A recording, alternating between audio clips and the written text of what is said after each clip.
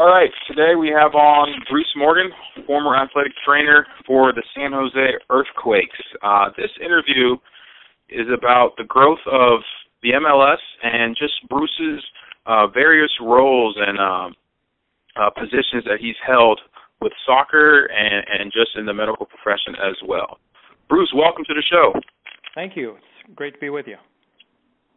All right. Now, you started back when the MLS started, correct? With yes, the actually, Earthquakes, I'm sorry?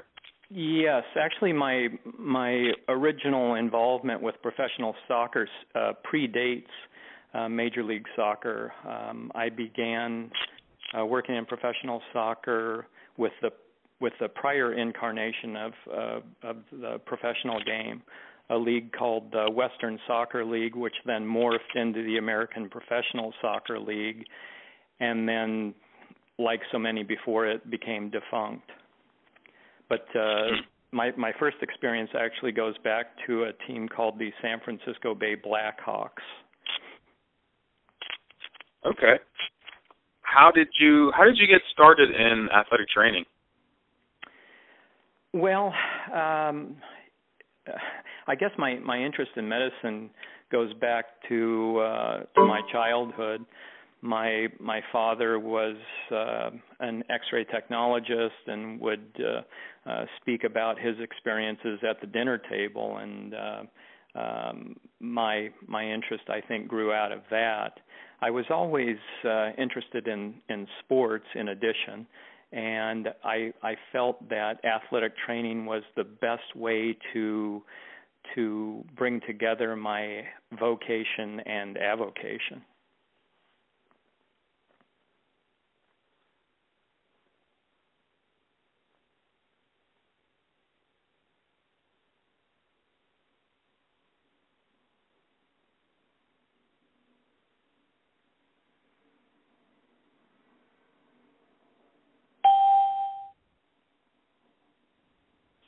Hey, Bruce, are you still there? Yes. All right. Hopefully we don't have any more like that. Let's, for the sake of... Did that drop out? For the sake of... Yeah. Oh, okay. For the sake of just getting everything that you said, we'll start with how you got your start in athletic training. Well, my interest in medicine goes back to my childhood. My father was a X-ray technologist, and he would bring stories of his experiences home and share them with us. And I became interested based upon those stories. But I also had interest in sports, and I thought that athletic training was the best way to marry my interest in sports to my interest in medicine.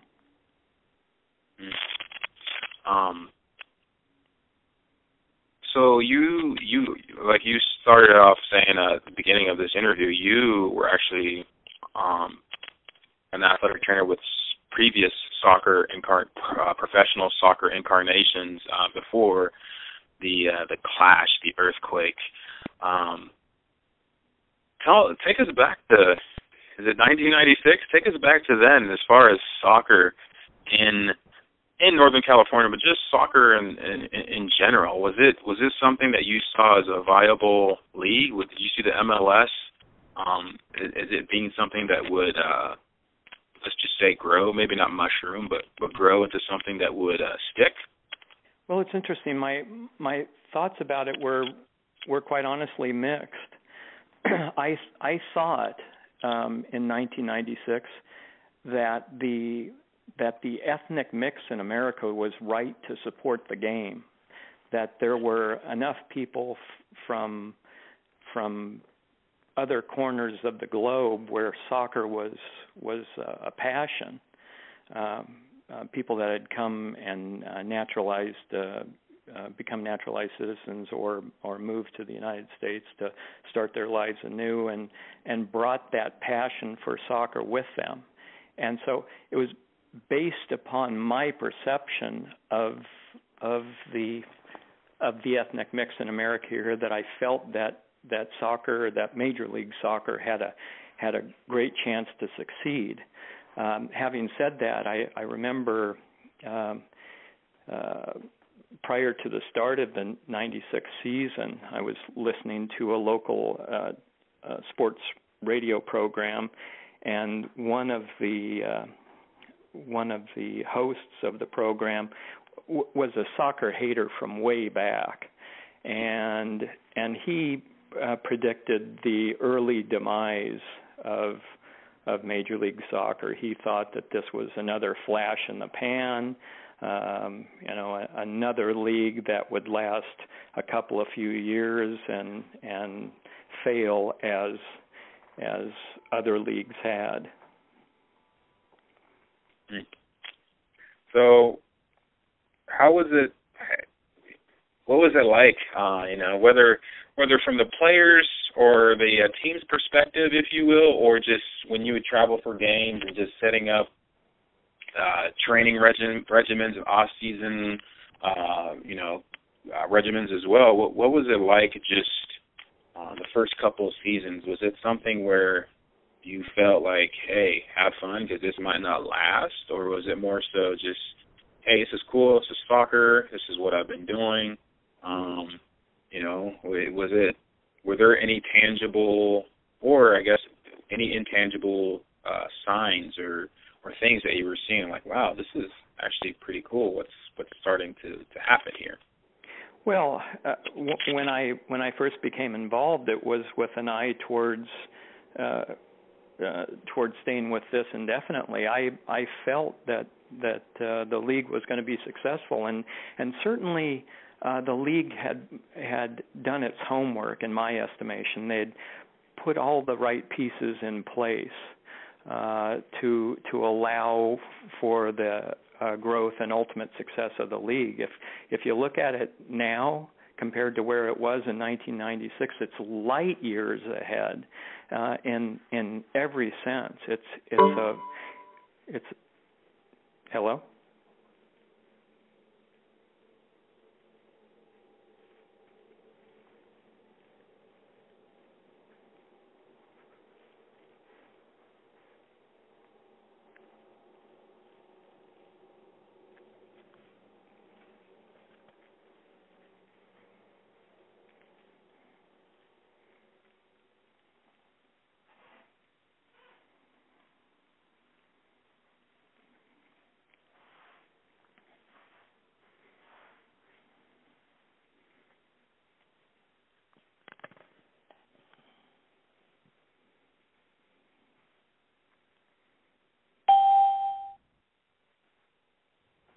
All right, Bruce, you're still there, correct? Yes. Mm-hmm. All right, let's just keep going. I'll edit out these breaks. I don't know why my coverage just keeps fading out on me. So I'm right next to a window. I think you answered the majority of that question. Okay. So let's see. I will just ask you about the move to Houston.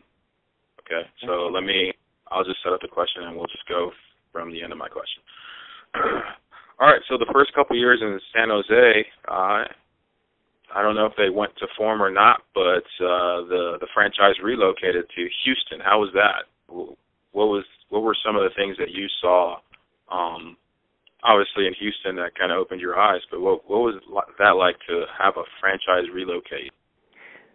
To be honest, from a personal perspective, it was a nightmare. There was a lot of angst being expressed by players and staff members about this relocation. The team had won the MLS Cup in 2001, had won it again in 2003. In 2005, the team, I believe, won the Supporters' Shield.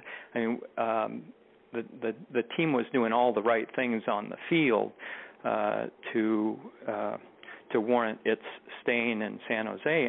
And to be honest, the crowds were reasonable. certainly no worse than they are now. In fact, in some ways better, because Spartan Stadium was a larger venue than is Buckshaw. So I think the average attendance was certainly larger. But for reasons really unbeknownst to me, the team ownership decided to relocate the team to Houston, and there had been discussions leading up to that relocation of a possible move to San Antonio. So it was really down to Houston or San Antonio, and I, as a native of California and one who was very comfortable in the life that I'd carved out for myself, was none too anxious to make a move to either one of those cities. Houston, it turned out, was not much different than San Jose had been in terms of what we moved to. In San Jose at that time, we were training out of San Jose State. Actually, we would suit at San Jose State and then go to West Valley College and train, but we played our games at Spartan. Then we made the move to Houston, and we were training at the University of Houston and playing our games there at Robertson Stadium. So at least in terms of the actual environment, we were still on a college campus. We were still subject to the edicts of the College Sports Administration. So it wasn't radically different. The greatest difference, of course, was the weather, which in Houston, quite frankly, is a little slice of hell. At least during the summer months when the MLS season is in operation. Mm. So, how many seasons were you in Houston with the Dynamo? I was there in 6 and 7 for both of their championship seasons. So how did the opportunity come back to San Jose and Northern California? How did that come up? And I'm guessing you were just ready to take that in stride when it... Absolutely. Well, I guess this goes back to my association with the San Francisco Bay Blackhawks. As I mentioned, I was their first athletic trainer going back to 1989, and at that time one of our players was a big central defender by the name of John Doyle, and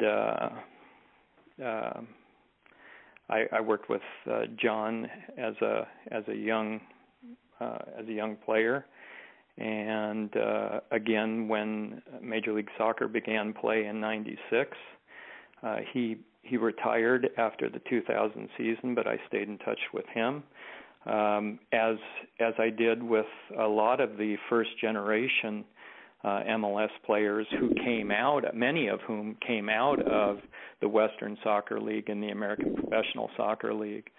So it's an incestuous little profession, this professional soccer in this country. If you've been around it any length of time, you quickly grow to know most people who are involved in it.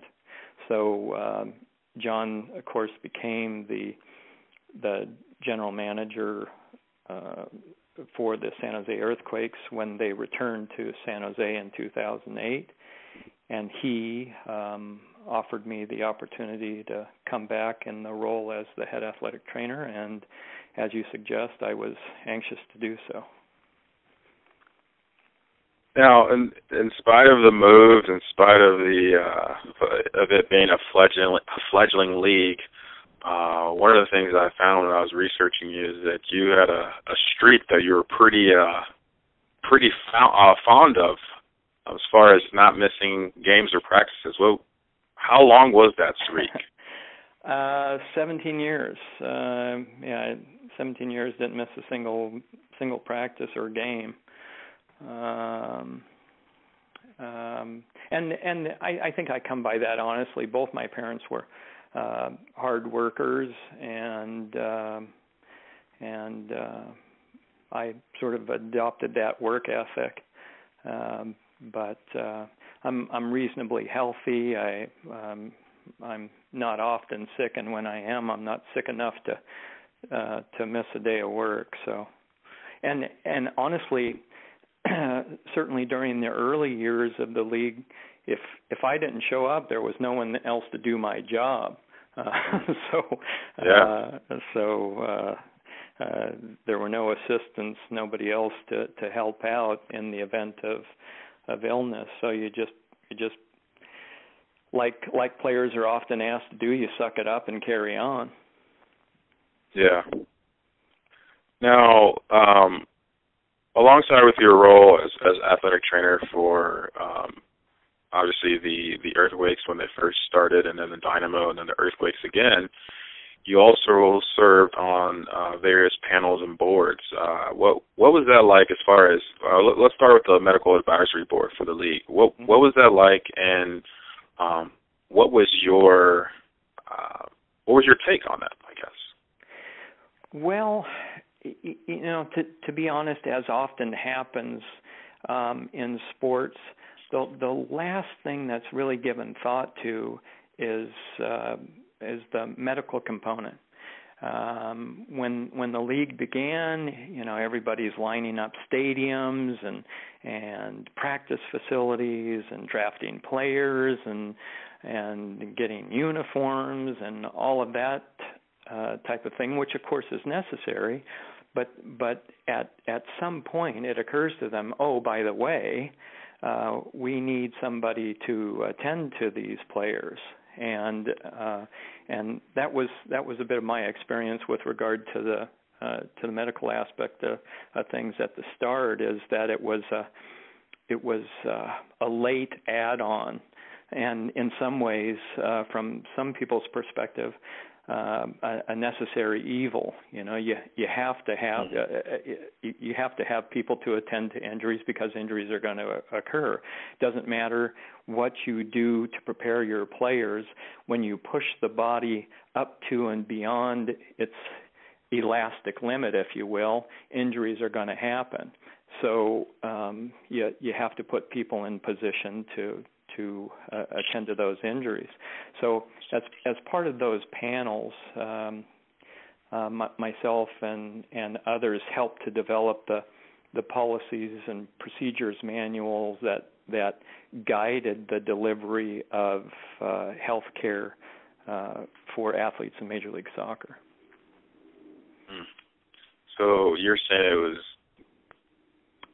largely bureaucratic, and it was just a typical panel or board, and typical in the sense that you had some uphill climbing to do to get to the point where your position, your insight and the perspective that you have can be impressed upon the other members of the board, or maybe not the other members of the board, but the members, the powers that be of the league, I guess I should say. Yeah, absolutely, and I think to their credit, the league administration quickly recognized the value of what we were doing, and they were fully supportive of our efforts to upgrade the medical care for its players. Now, you also played a major part in youth soccer in California. Tell us about your involvement with the California Youth Soccer Association. Well, to be perfectly honest, it was a tangential thing at best. I mean, I didn't have any sort of formal role with California Youth Soccer. As an athletic trainer working with the Blackhawks and the Clash in the early days, I was given some opportunity to consult on some issues, but I would be lying if I said that I had more than a advisory role. Well, what are some of the things that you would advise on? Well, I think I spoke at one of their meetings. I wrote a couple of articles for one of their publications, just speaking about injuries peculiar to youth soccer players, things of that nature. Okay. A big buzz topic, or I don't know, but just a hot topic. There you go. A hot topic in sports in the past decade or so has been concussions and concussion research and things of that nature. What was your take, or I guess exposure to that with soccer as a trainer? Yeah, well, I've been a certified athletic trainer for nearly 30 years now, and my exposure to concussion in sports goes back long before my involvement in soccer, and it's interesting to have been active in sports healthcare during this evolution, this still ongoing evolution of concussion management. I mean, there was certainly a time when concussion, in the case of a concussion, you just waited for a player's symptoms to resolve before you returned him to sport, you know. But now we've come quite a distance in terms of our thinking on not only how best to manage it, but what some of the potential ramifications, the potential consequences of repeat concussion and mismanaged concussions might be. What other, I don't want to say common injuries or ailments that plague soccer players, but what were some of the things that you saw or that you see that maybe we as casual fan who watches on weekends, we don't understand how debilitating it can be, especially for a soccer player? Mm-hmm. One of the things I did do while with Major League Soccer, while with the San Jose team in particular, was to write an article which was subsequently published in the American Journal of Sports Medicine, detailing injuries in Major League Soccer. And I think for people familiar with the game, it would not surprise them to learn that the injuries basically occur from the ground up. You know, you have foot and ankle injuries, knee injuries, hip injuries, and so forth, progressing up from the ground. That you see, not surprisingly, very few upper extremity injuries among field players. You do see them among goalkeepers, and that too would not be a surprise, which is not to say that they don't occur.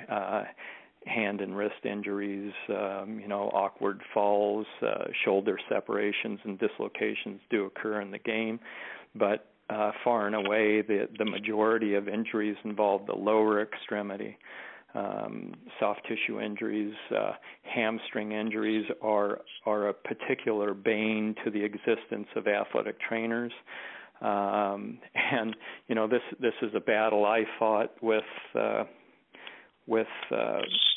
coaches in the past. This notion that it's possible to prevent hamstring injuries, and there are efforts being made to do just that. But if you look at the consequences of this game as it's played around the world, hamstring injuries are the leading injury, that the leading muscular tendinous injury that affects soccer players. And you can have all the resources in the world, as teams like Barcelona and Manchester United and Arsenal and Chelsea, and these teams have all the resources in the world. They can put as much money toward the prevention of these injuries as is possible, and the net result is the same. Lionel Messi.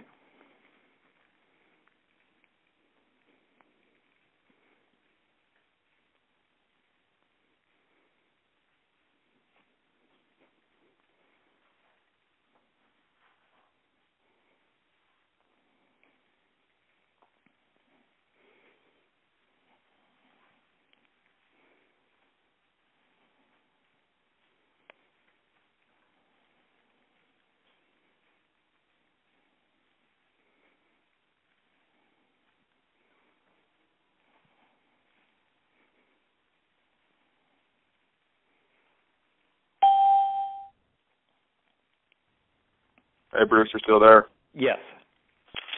All right. You were saying that I was in doesn't the middle matter. of one of my rants. Oh, trust me, the rants they're one of my favorite parts because I get to hear how and why you think a certain way.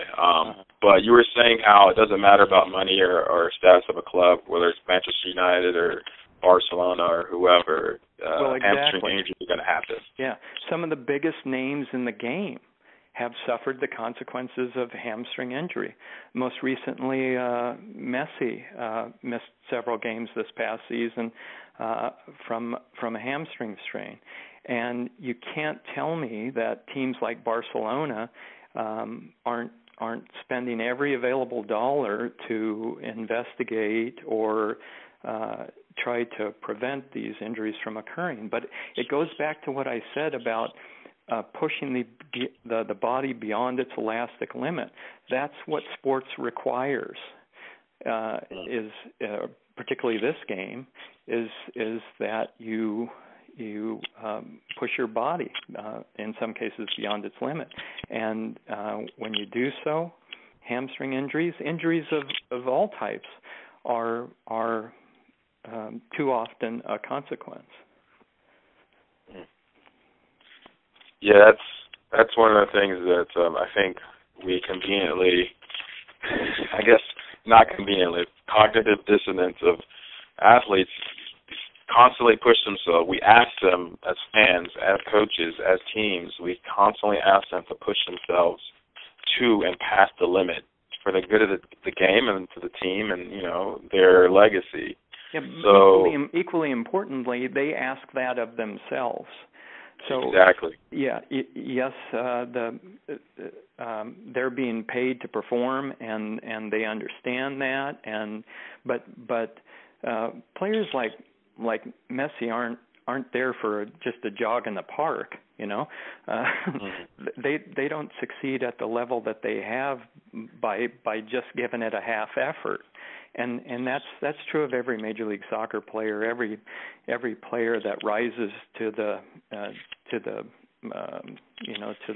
heights of soccer in their respective countries. They get there by pushing their bodies to the limit. And I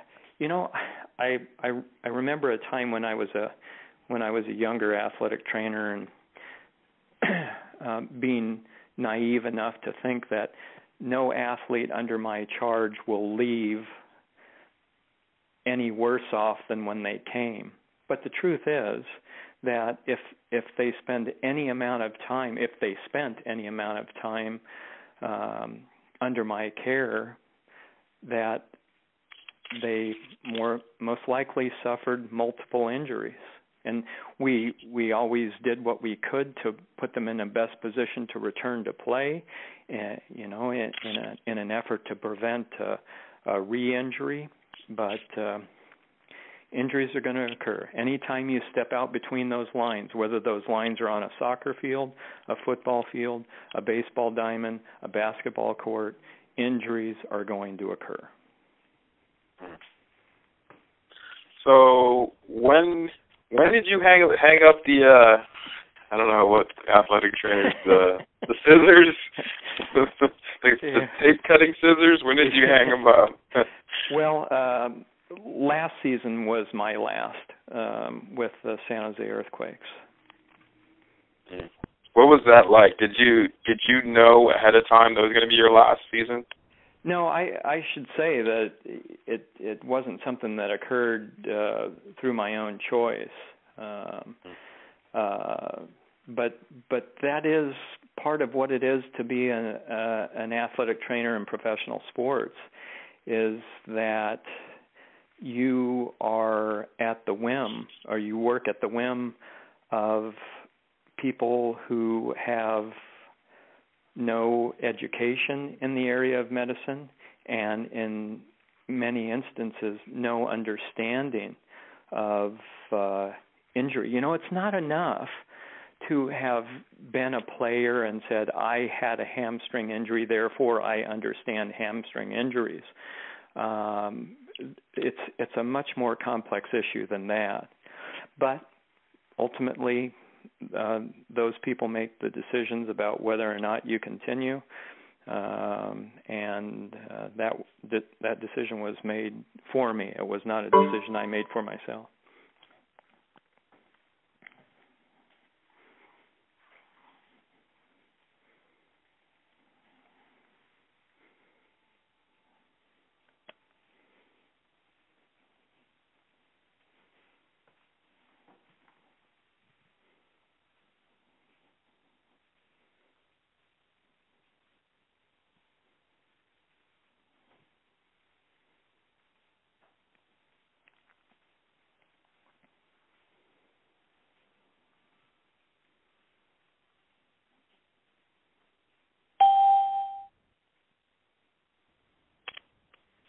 All right, Bruce. We're almost done. We're almost done. I feel bad. Because when you start to talk about the really insightful things, the call gets lost. Yeah. Well, let me just say that I'm not bitter about the decision in any way. It's their decision to make. If they felt that was ultimately in the best interest of the team, that's fine.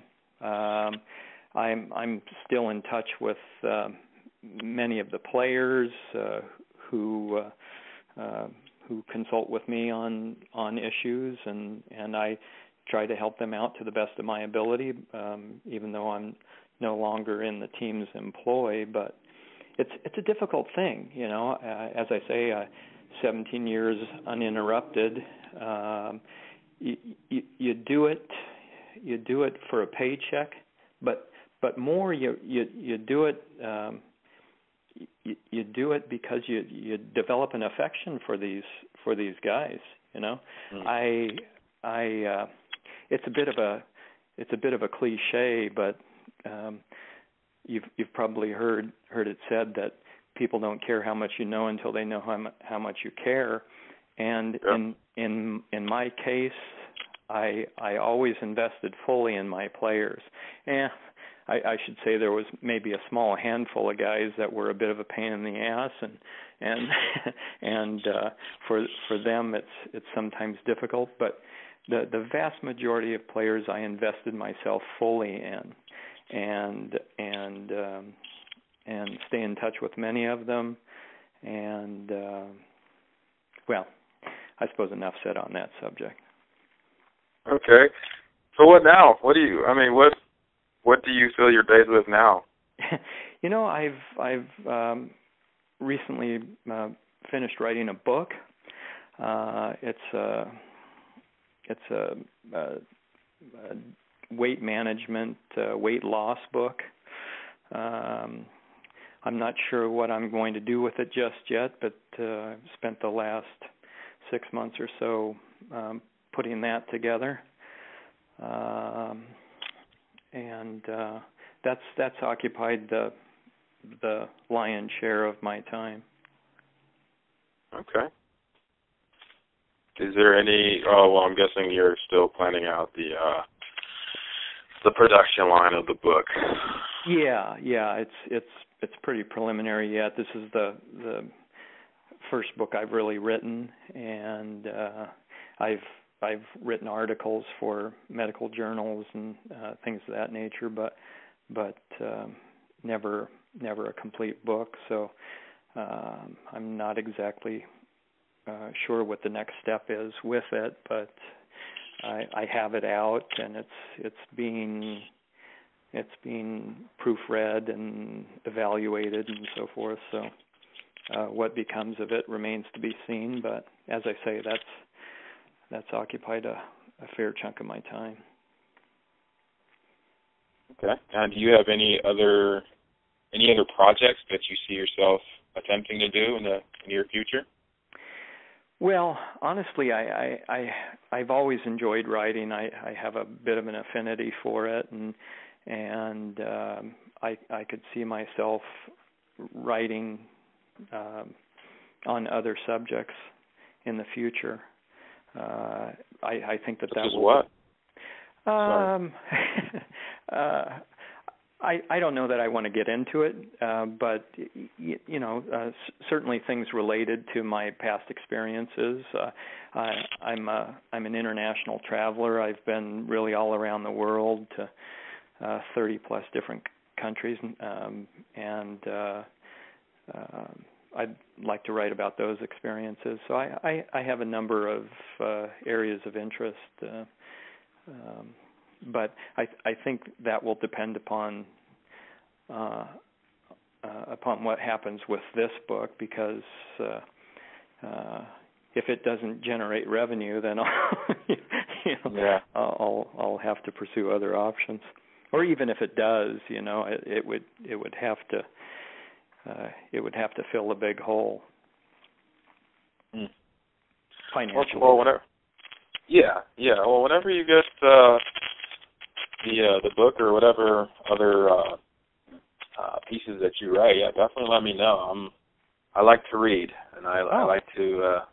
I am all about either self-education or, in this case, anything sports related or from a sports angle. Not necessarily, if you're traveling the world, it doesn't need to be about visiting however many different stadiums or tournaments or whatever, but just from a perspective of another sports person, I think that's always a unique insight that honestly that genre hasn't really been touched much. So. Right. I know that a couple of past players have written autobiographies about their experiences, including their experiences in Major League Soccer, and I don't think there's really much of a market for that. Certainly nothing told from the perspective of an athletic trainer, although we do have some unique insight into the goings-on in the locker rooms. But I think athletic trainers, for the most part, would want to keep that information to themselves and not put that out for public consumption. I think with respect to the weight management and so forth, it's an issue that's been investigated multiple times. In fact, in my preface, I open up with the fact that there are over 76,000 titles available for purchase on Amazon.com dealing with weight loss and weight management, and it just goes to the fact that there's so much information out there. A lot of it misinformation, to be honest. So it's difficult to kind of sift through that and arrive at a universal truth. I think that you glom on to whichever information you think is truthful and go with it. But there is no hard, fast, single truth. Hence, 76,000 plus books on the subject. Well, that takes us.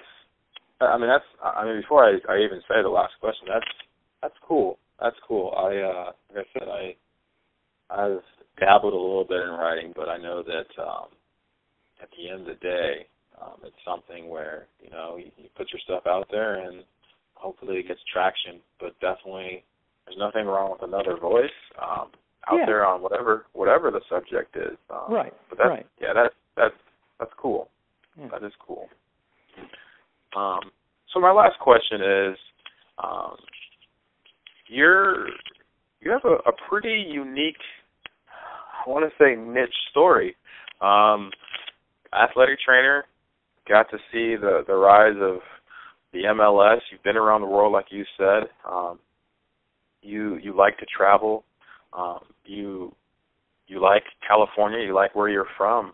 What are some of the lessons, or a key lesson that has just resonated to you as you're transitioning, if you will, to writing books and just exploring other options or opportunities in your life now?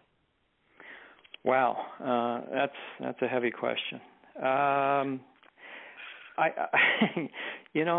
suppose I would take my lesson from Shakespeare, and I don't know if this was Merchant of Venice or what, but he said, "This above all else be true to thyself," and I think that's my position, is that at the end of the day, regardless what else comes along, you have to be true to yourself. That there are opportunities that may come up that would require you to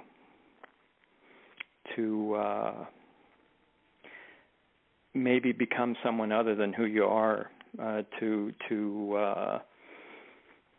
give up on your personal or professional self, and for better or worse, I haven't done that, and I can sleep comfortably at night knowing that I haven't sold myself out. I know that's a good feeling.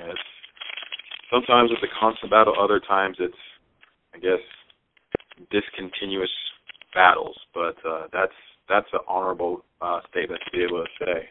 Yeah, I think it's especially true these days, when you're constantly presented with these issues in your life, or for personal advancement or professional advancement. Maybe you give up on who you are, and I'm struggling with articulating the thought, but the idea is basically, for you to be who you are and find comfort in that. Oh, I think you nailed it on the head. You nailed it on the head. Well, Bruce, I just want to thank you for doing the interview. This was nice. Like I said, it's cool to hear that you're transitioning to writing, and it's also very cool to be able to see from just how you shared your story and some of the things that you touched on, how to wrap it all up, you saved yourself, and your perspective is singular. Yeah. So this has been a great interview. Well, I appreciate that, David. I honestly don't know what's next for me, and that's an uncomfortable position to be in. I mentioned my father in the piece, and he spent his entire life working for one employer, his entire professional life working for one employer, and I think I would have been comfortable enough spending the balance of my career working for the San Jose Earthquakes. It's never been about money for me. I have the things that I need, and anything else is gravy. But it's a little uncomfortable not knowing what lies around the corner. But I'll figure it out. Oh, I'm sure you will. And I'm sure that you'll stay true to yourself as well. Yeah. All right, David. Well, thanks very much for the opportunity. Well, anytime, and we have to talk again after the first book gets published, right? Well, we'll see. I think it's. I'll say this. I think it's worthy of publication, but that's one man's opinion. Okay. All right. Well, thanks for being a part of the interview, Bruce. Sorry. You bet. My pleasure. Take care. All right. Good night. Bye-bye.